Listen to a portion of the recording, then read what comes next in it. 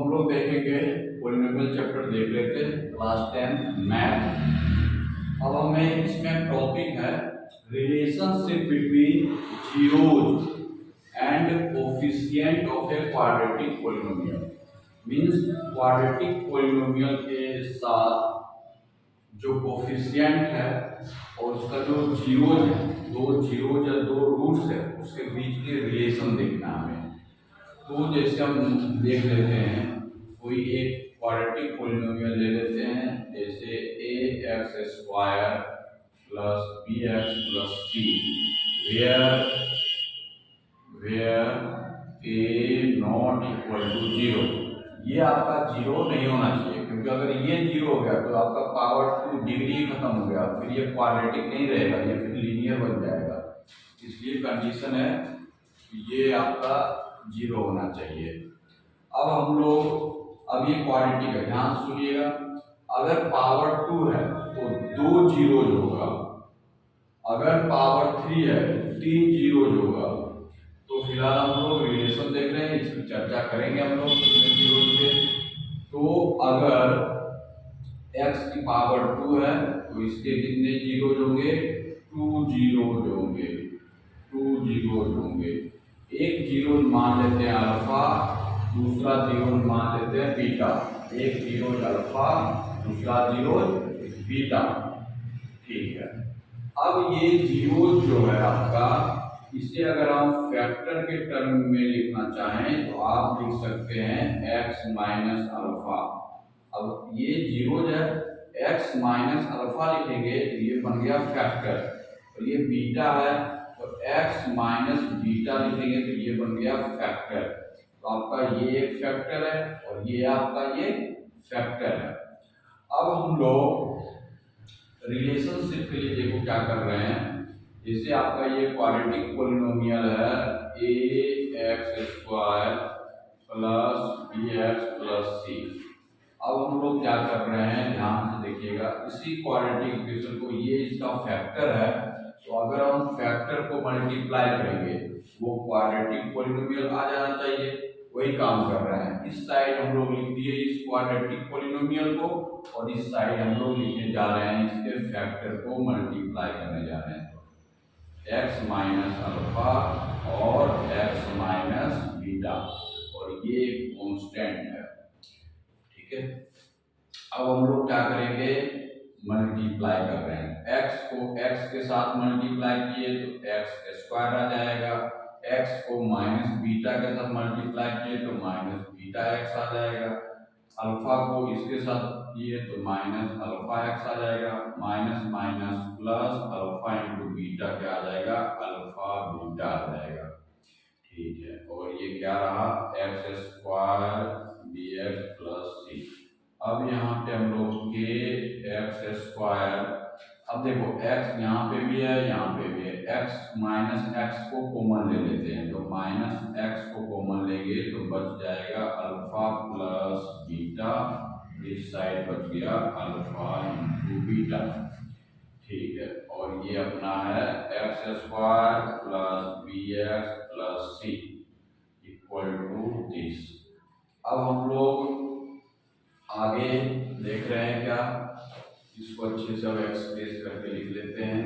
A x square plus b x plus c equal to, अब हम के को सबसे मल्टीप्लाई कर लेते हैं, तो बन जाएगा के x square minus alpha plus beta के एक्स, आगे के अल्फा इंटू बीटा। अब हम लोग क्या करेंगे, कंपेयर करेंगे, दोनों इक्वल साइड है, यहाँ इक्वल लिखा हुआ है, इस पोर्शन को इस पोर्शन से कंपेयर करेंगे, इसके साथ, जैसे ये एक्स स्क्वायर वेरिएबल है, एक्स स्क्वायर के कोफिशिएंट, यहाँ पे एक्स स्क्वायर इसके कोफिशिएंट, यहाँ पे एक्स है, यहाँ पे भी एक्स है, तो ये कंपेयर करेंगे। ये कांस्टेंट वैल्यू है, ये भी कांस्टेंट वैल्यू है, तो इसके साथ कंपेयर करेंगे। अब now comparing coefficient, comparing coefficient, अब कोफिशिएंट को हम लोग कंपेयर करेंगे। तो एक्स स्क्वायर का आगे के लिखा हुआ है, एक्स स्क्वायर का आगे के लिखा हुआ है, के इक्वल टू क्या वैल्यू निकल के आया ए। अब एक्स के यहाँ पे बी लिखा हुआ है, एक्स के यहाँ पे ये लिखा हुआ है, तो ये क्या हो जाएगा माइनस अल्फा प्लस बीटा, और ये क्या लिखा हुआ है के इक्वल टू इस साइड क्या लिखा हुआ अपना बी। अब आगे देख रहे हैं alpha plus beta equal to, ये माइनस है, ये के को यही लिख दो, माइनस के इस साइड ये बी है, माइनस के इस साइड में आके डिवाइड कर दिया, और के का वैल्यू जो है आपका, के का वैल्यू क्या है ए, तो हम लोग ए के पोजीशन पे ए पुट कर देंगे, तो alpha plus beta equal to minus b, और के किसके इक्वल है ए के इक्वल है, तो के के जगह पे ए पुट कर दिए। हम क्या देख रहे हैं कि alpha plus beta equal to क्या आया माइनस बी अपॉन ए। ठीक है, अब हम लोग देख रहे हैं इसे क्या बोलते हैं sum of zeros, alpha plus beta इसे क्या बोलते हैं sum of zeros, sum of zeros, sum of zeros equal to क्या होगा कोफिशिएंट ऑफ एक्स अपॉन में कोफिशिएंट ऑफ एक्स स्क्वायर। ठीक है, अब हम देख रहे हैं कांस्टेंट टर्म को कांस्टेंट टर्म के साथ कंपेयर करेंगे। कांस्टेंट टर्म यहाँ पे है k into alpha into beta, इस साइड में कांस्टेंट टर्म क्या है सी।